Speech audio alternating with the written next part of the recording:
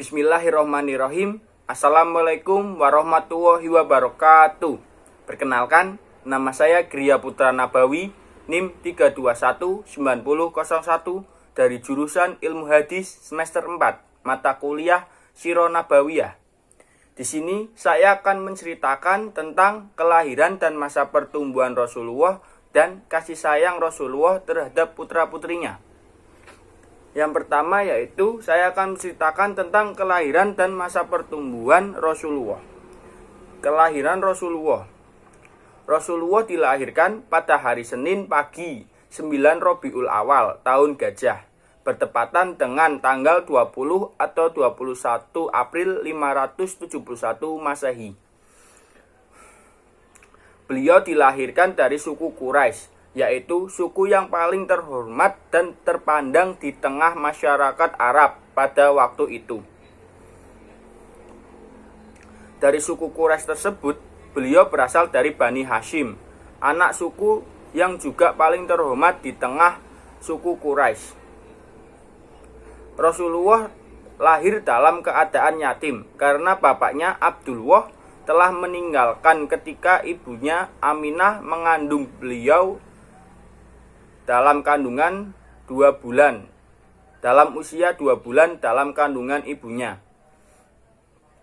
Setelah melahirkannya, sang ibu segera membawa bayi tersebut kepada kakeknya yang bernama Abdul Muthalib. Betapa gembiranya sang kakek tersebut mendengar berita kelahiran cucunya. Lalu dibawanya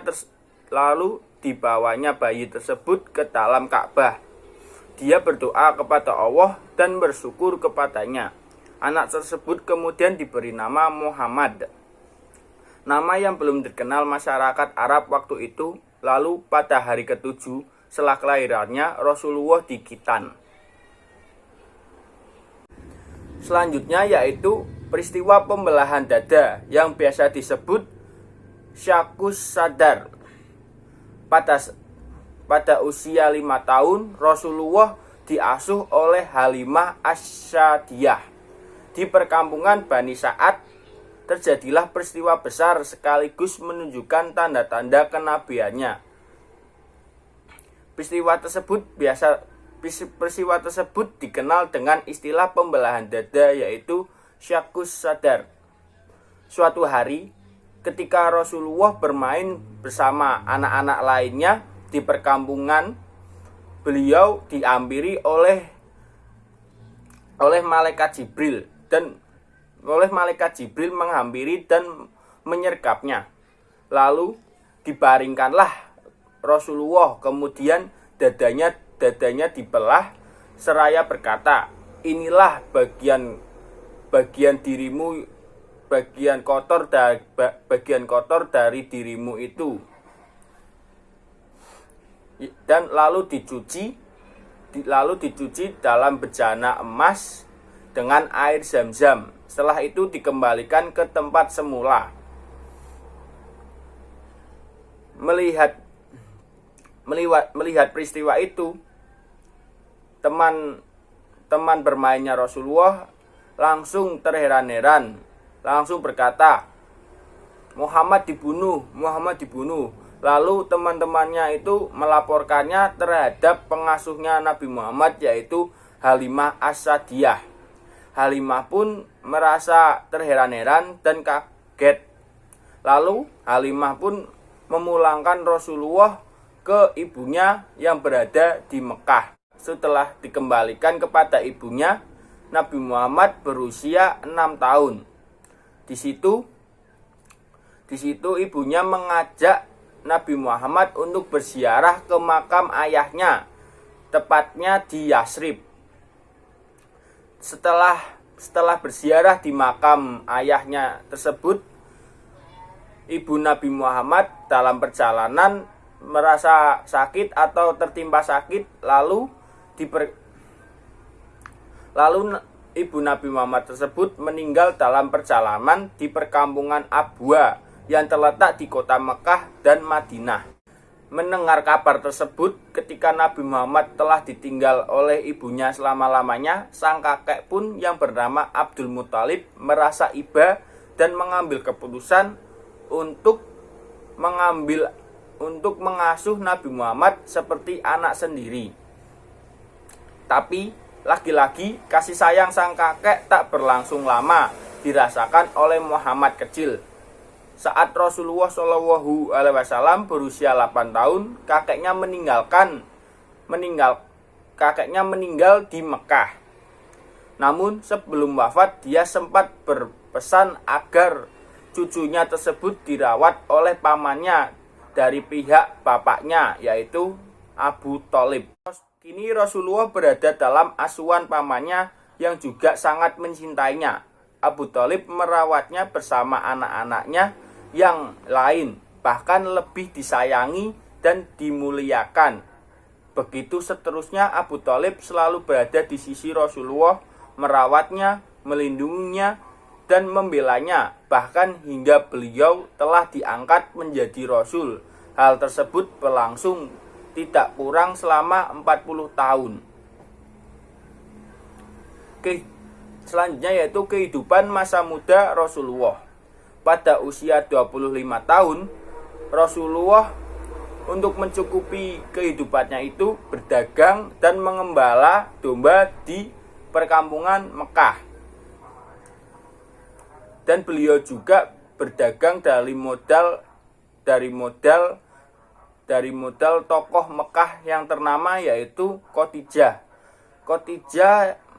Khadijah memberi modal Rasulullah untuk berdagang di Mekah. Lalu melihat kejujuran Rasulullah, keulatan Rasulullah dalam berdagang, Khadijah itu mempercayai Rasulullah untuk membawa dagangannya lebih banyak ke sebuah kota.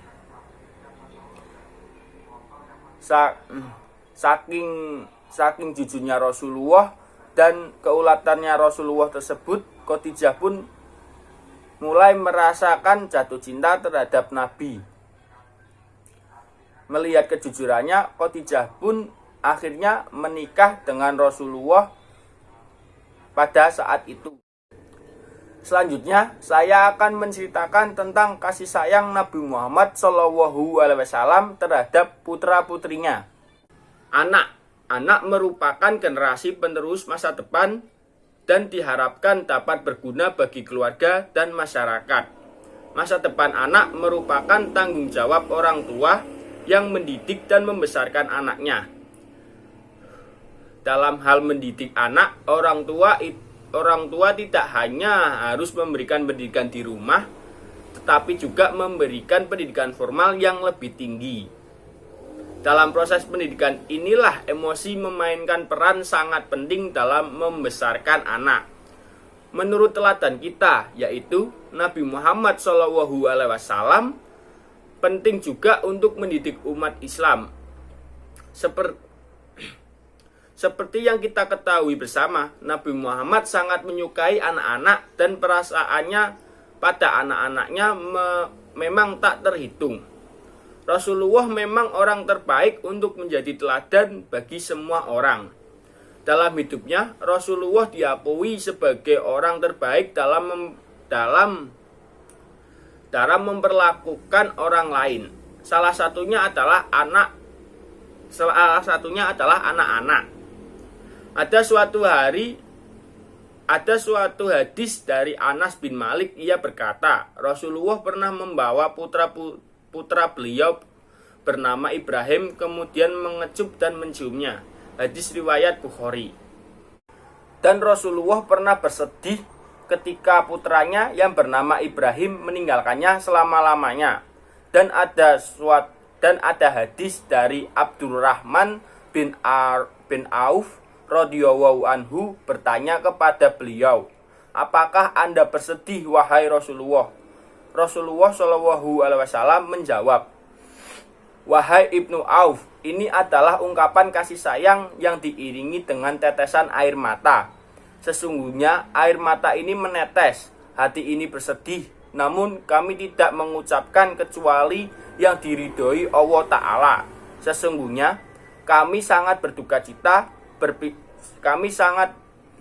Sesungguhnya kami sangat berduka cita berpisah denganmu, wahai Ibrahim. Hadis riwayat Bukhari. Bukti sayangnya Rasulullah terhadap putra-putrinya sampai tak sanggup melepaskan kepergiannya. Tapi Allah lebih sayang terhadap putra Rasulullah tersebut. Dan Nabi pun senantiasa mengajarkan kebaikan selalu terhadap putra-putrinya agar tumbuh menjadi orang yang lebih baik. Beliau juga mengajarkan tentang ketauhidan terhadap anak-anaknya. Beliau bersabda, "Wahai anakku, aku akan mengajarkan kepadamu beberapa kalimat. Jagalah perintah Allah, pasti Allah akan menjagamu. Jagalah perintah Allah, pasti kamu selalu mendapatkannya di hadapanmu. Jika kamu meminta, mintalah kepada Allah. Jika kamu memohon pertolongan, mohonlah pertolongan kepada Allah." Hadis riwayat Tirmizi.